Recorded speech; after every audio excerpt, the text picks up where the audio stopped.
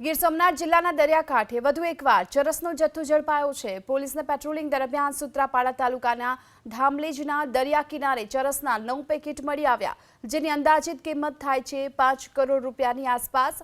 Police વડા મનોહરસિંહ જાડેજા અનુસાર ચરસના પેકેટને વધુ તપાસ માટે એફએસએલમાં મોકલી આપવામાં આવ્યા છે। જો કે આ પેકેટ પર ઉર્દુ ભાષામાં લખાણ લખાયેલું છે, આથી અફઘાનિસ્તાન અથવા તો પાકિસ્તાનથી ચરસના પેકેટ આવ્યા હોવાની આશંકા છે।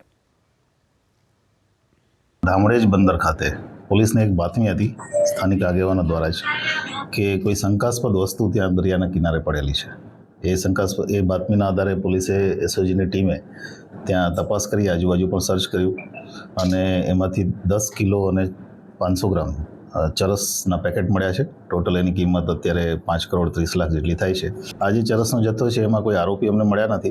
दरियामांथी तणाई અને પ્લાસ્ટિકના પેકેટમાં પેક કરેલું મળી આવ્યું છે અને મોસ્ટ પ્રોબેબલી આ પેકેટ અફઘાનિસ્તાન, ઈરાન અને પાકિસ્તાનમાંથી આવેલાની શક્યતા છે।